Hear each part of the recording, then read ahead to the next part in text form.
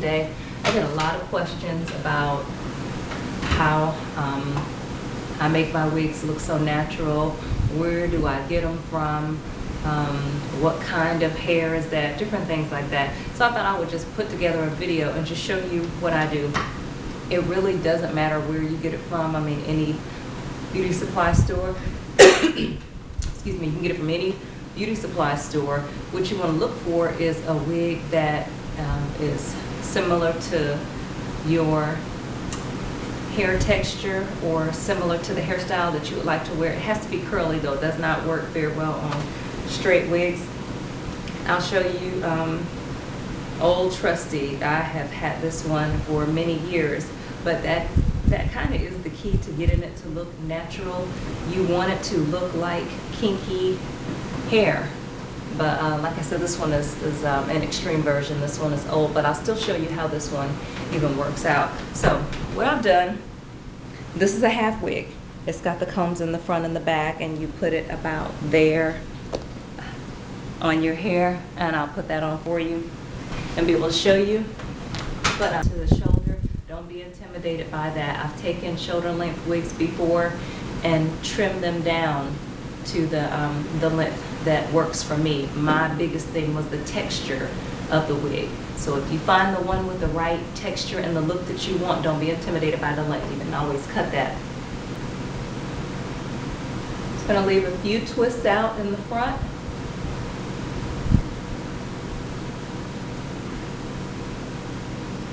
Put the comb in the back.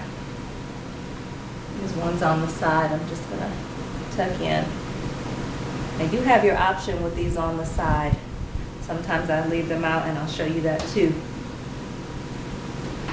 But what you want to do is get the wig frayed. I mean, you want to manipulate it, rough it up. Really, you want to make the texture rough like yours. Don't be gentle. Rough it up because you want that texture to change. Following the directions will keep it the way it looked in the store, but that's not what you're looking for. So anyway, once you get the wig on, you should already have some twists or some braids in your hair, and take those loose. You can see how my twists are mimicking the texture of the braids, the texture of the half wig. So you just take those out and kind of mix them in. And again, this one is super old, probably about 4 years old. I don't wear it anymore. I used to wear it jogging and exercising. I don't wear this one anymore. It's just a little too old. I wanted to give you an example though. So we're going to take a new one and actually make it into something similar to this. This one has had the process started already. This is another half wig with the two combs. It was a curly textured wig, shiny, a little, curls were a little too defined for me. It didn't quite look natural. And you'll be able to see how this one looks. It's not quite as worn as the other one.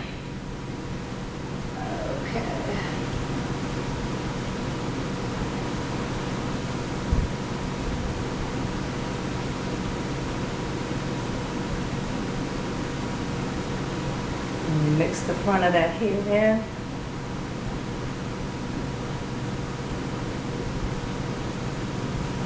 Don't be afraid to manipulate that hair. You can even tease your own hair. Take some of your hair and the wig hair and kind of tease them together. Get your strands infused with those strands and get it to look natural for you.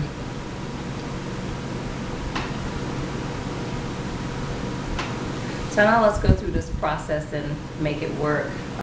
Half wig, okay. And this process has already been started as well. Well, we'll take it over to the sink and I'll show you what I do.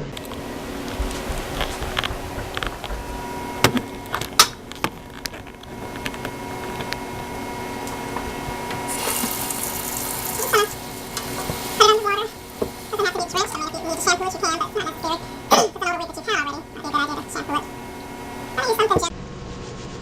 You want to just manipulate it because you want to change the texture.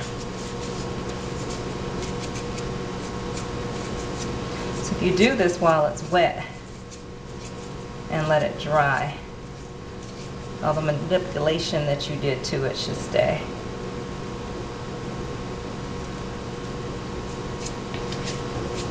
And we'll come back shortly to see the result.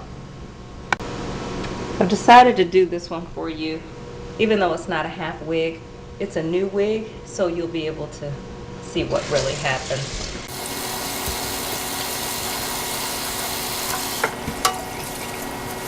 The more you do it, the better.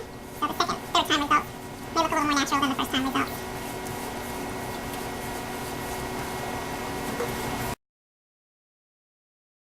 In the back, it's still pretty wet in the back. I just wanted to continue the process. Put it on and shape it while you do it. You tease it and Do things to get rid of the natural curl that's in there. And leave it more kinky, like our own hair texture. I'm just teasing it with my hands. And so when I would wear this, I would, some days my hair would be cornrow underneath, and I would just keep the front out and retwist and untwist. Just to have that front blend in. And you can really make it look real when you do things like pull it back and put a little pin there, a little tiny pin over.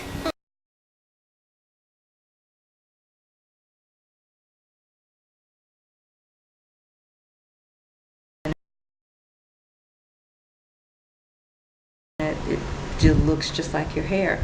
I told you I would show you the sides, so if I take a few of the sides loose, I can get that same effect.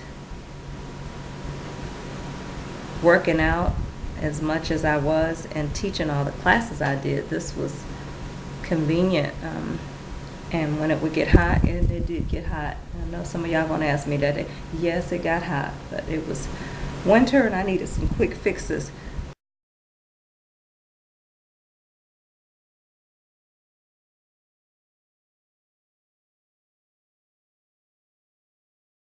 But anyway, once you take the sides loose, you can pull those up as well. So some days I would get hot and pin that hair back, and it all looked like my hair. It blended right in. You could get a headband and take a loose both sides and pin both of them back.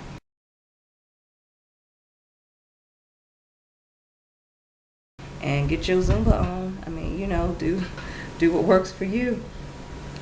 That's what worked for me.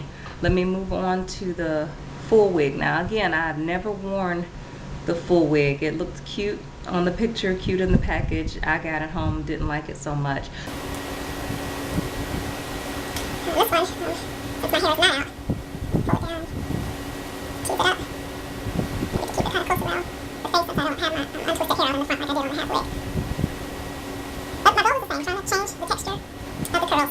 More of a, see the kinkiness starting to come there in the front, not looking so defined and shiny like artificial hair. So this is the first round on this wig. Second or third round, it'll look more and more natural. So there it is. I hope this helps some of you ladies.